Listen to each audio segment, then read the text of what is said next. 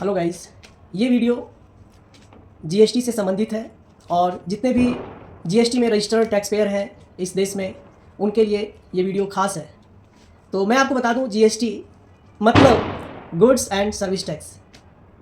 जुलाई 2017 में इस देश में जीएसटी लागू हुआ और उस वक्त ये स्लोगन दिया गया था, one nation one tax, good and simple tax. एक देश एक कर व्यवस्था और अच्छा और सरल कर व्यवस्था।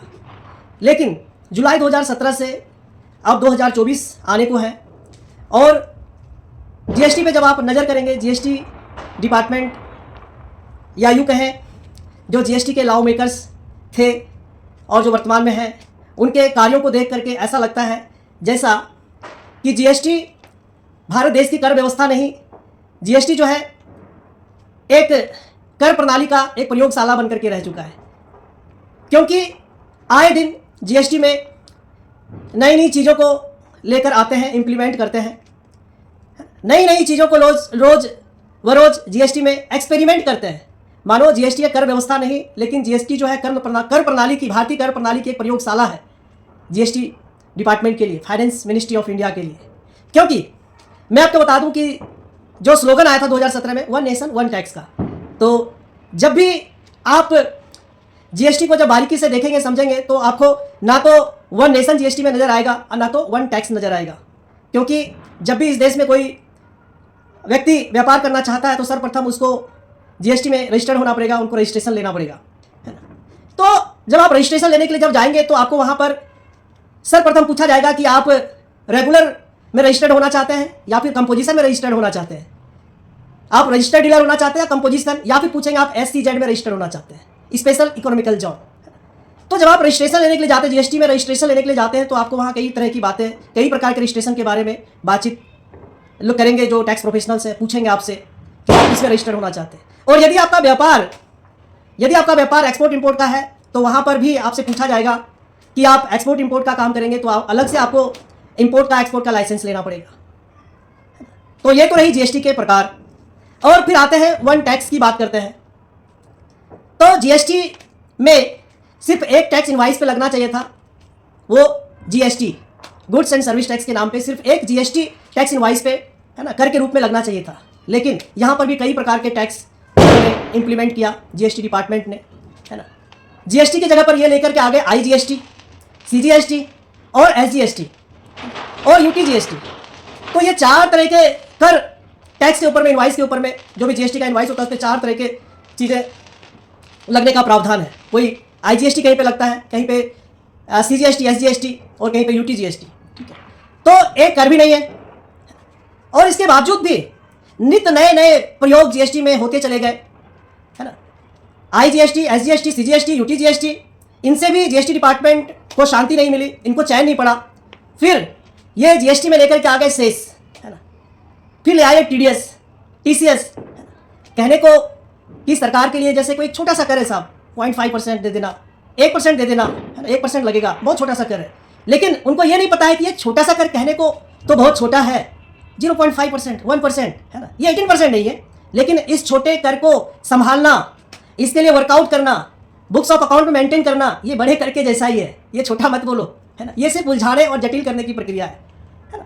तो इस प्रकार से जीएसटी में नित्य नए प्रयोग किए गए और जीएसटी को सुलझाने के बजाय उलझाते चले गए जीएसटी डिपार्टमेंट। और जो अच्छा और सरल कर व्यवस्था का जो नाम दिया गया था, स्लोगन दिया गया था, वो कहीं पर भी धरातल पर उतर नहीं पाया। जीएसटी कभी भी कर पेशेवरों के लिए, टैक्स पेयर्स के लिए अच्छा इसलिए नहीं हुआ क्योंकि ये अभी तक सरल हुआ ही नहीं है, है ना। तो इस प्रकार से कर भी कई प्रकार के इन्होंने ले आए, है ना। और जब आप रजिस्ट्रेशन लेते हैं, जीएसटी का जब नंबर आपको अलॉट होता है, तो उसमें भी जब एक देश है तो उसमें जो नंबर है वो एक जैसा, एक अंक आगे में होना चाहिए था, चाहे 01 ले लो या 02 ले लो, उसके बाद आगे का जो डिजिट है। लेकिन ऐसा नहीं है। जो 36 राज्य हैं सबके अलग अलग कोड दे दिए गए, अलग अलग, उसमें भी रजिस्ट्रेशन भी एक जैसा नहीं है। उसके बाद एक देश की बात करते हैं लेकिन गवर्निंग अथॉरिटी अलग अलग है। IGST को, CGST को सेंट्रल गवर्नमेंट के अथॉरिटी उसको देखेंगे और SGST, UTGST को यूनियन टेरिटरी और स्टेट गवर्नमेंट के अथॉरिटीज़ के डिपार्टमेंट, जीएसटी डिपार्टमेंट के लोग देखेंगे। तो एक देश एक कर की बात करते थे, लेकिन ना तो रजिस्ट्रेशन को देख करके, ना तो इनके जो टैक्स स्ट्रक्चर है, जो अलग अलग प्रकार के जो टैक्स इन्होंने लाया, टाइप ऑफ टैक्स, उसको देख करके कहीं भी नहीं लगता कि ये एक देश और एक कर वाली व्यवस्था है। फिर टैक्स की बात कर लेते हैं। तो जब जीएसटी को इंप्लीमेंट किया गया था तो लोगों में ये क्रेज था कि गुड एंड सिंपल टैक्स, जो वस्तु और सेवा कर दोनों पर एक जैसा समान कर लग जाएगा और बड़ा आसान हो जाएगा, है ना। चाहे सरकार हमसे 10% या 5% या 12% जो भी चार्ज करेगी सरकार, है ना, वस्तु और सेवा कर पे, तो ये बड़ा आसान हो जाएगा एक बार, और एक ही कर, है ना, पूरे देश भर में लगेगा। लेकिन इस पर भी सरकार ने ना तो ध्यान दिया और ना तो जो जीएसटी के जो लॉ मेकर्स थे जिन्होंने जीएसटी को ड्राफ्ट किया, है ना, उनको तो क्या हीरो बनना था, है ना। तो वो अलग अलग तरीके से वो सरकार के सामने, है ना, उन्होंने अपनी अपनी प्रस्तुति दी होगी कि साहब ये लग्जरी गाड़ी है ना, ये लग्जरियस गुड्स है, ये बहुत धनवान लोग खरीदते हैं, है ना, इस पर 28% ले लो आप। फिर उसके बाद जो थोड़ा सा निचले स्तर का गुड्स है उस पर आप 18 ले लो। फिर उसके बाद की कैटेगरी को उन्होंने डिसाइड कर दिया आप इस पर 12 ले लो। फिर उसके बाद एक और कैटेगरी डिसाइड कर दिया इस पर आप 5% ले लो। उसके बाद एक और कैटेगरी को डिसाइड कर दिया इन्होंने कि इसको 0 रेटेड रहने दो। उसके बाद एक और कैटेगरी डिसाइड कर दिया इसको आप नील रेटेड कर दो।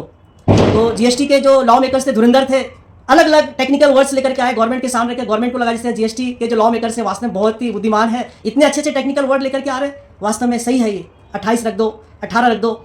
तो एक कर, एक टैक्स नहीं है।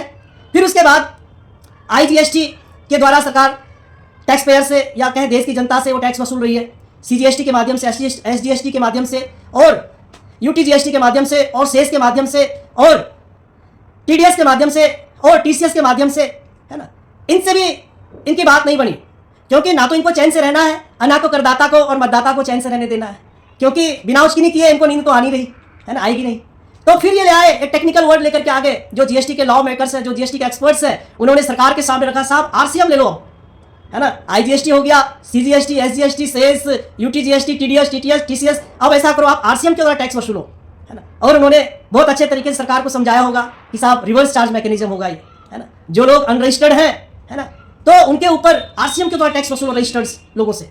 ये आरसीएम ले आए, जीटीए के ऊपर में आरसीएम इन्होंने अप्लीकेबल कर दिया, जो गुड्स ट्रांसपोर्ट सर्विस है। फिर अक्टूबर महीने में इन्होंने रेंट के ऊपर में भी लगा दिया, जो घर मकान किराए पे देते हैं उनसे भी आरसीएम के द्वारा टैक्स वसूलो। तो मानो इस देश में जो कर व्यवस्था जो जीएसटी सरकार लेकर के आई है वो देश का कर व्यवस्था नहीं, लेकिन इनके लिए एक प्रयोगशाला बन करके रह गया है, और आसान करने के बजाय दिन प्रतिदिन खुद उलझते चले गए और देश के जो करदाता उनको उलझाते चले गए, है ना। चीज़ों को व्यवस्थित करने के बजाय, सही दिशा देने के बजाय जीएसटी को इन्होंने दिशाहीन कर दिया और पूरी रीति से भटका दिया है ना, जिसको अब इनके बस की बात नहीं है कि इसको सही दिशा में लेकर के आ जाए, क्योंकि ये मनमानी करते हैं। ये टैक्स एक्सपर्ट्स की बात, जीएसटी एक्सपर्ट्स की बात मानते, कभी मतदाता करदाता से पूछते नहीं है सरकार। तो आरसीएम के द्वारा वसूलो टैक्स, आरसीएम जो है रिवर्स चार्ज मैकेनिज्म, है ना, सुनने में बड़ा ही अजीबोगरीब है ना, सरकार को भी बड़ा मज़ा आता होगा आरसीएम, लेकिन इनको हैंडल करना, भाई खुद हैंडल करके देख लो और ये देख लो कि ये इन सारी चीज़ों को बुक्स ऑफ अकाउंट में मेंटेन करना इतना आसान है क्या, है ना। और फाइनेंस मिनिस्ट्री को, भारत सरकार को ये पता है कि कितने जीएसटी में रजिस्टर्ड डीलर हैं, कितने लोग, व्यापारी लोग, मैन्युफैक्चरर्स या जितने भी व्यापार करते हैं जीएसटी में कितने रजिस्ट्रेशन आज तक हुए, कम से कम करोड़ों में होंगे, 10,000 करोड़ से भी ऊपर हो सकता है।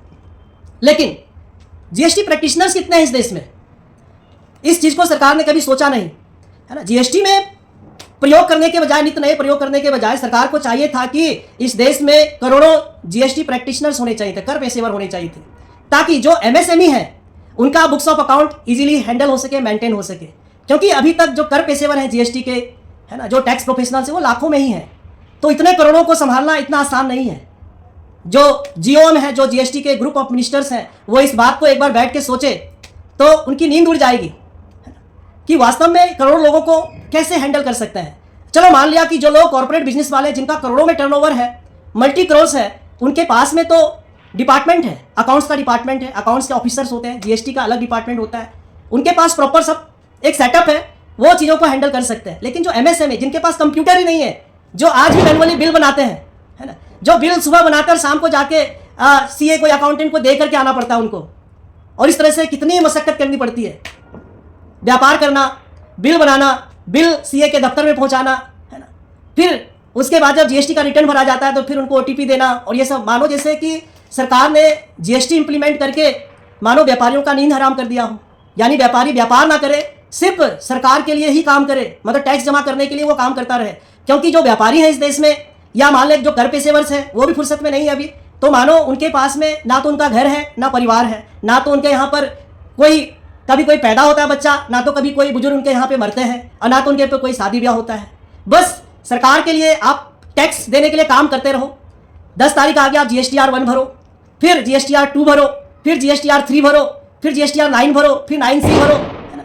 इस प्रकार के प्रावधान को ला करके सरकार कहना क्या चाहती है देश की जनता से, देश की करदाता से, है ना। अलग बात है कि आए दिन इन्होंने GST में नित नए प्रयोग करते चले गए, और अभी तक जो इन्होंने GSTR 1, 2 और 3, 9 और ना जाने क्या क्या चीज़ें, TDS, TCS, इन सारे रिटर्न्स को अगर सही दिशा दे दिया जाए तो पता नहीं व्यापारी 1 मिनट के लिए भी वो चैन से रह पाएंगे या नहीं, है ना। अभी तक तो 1 जा रहा है ना, और 3 भी जा रहा है।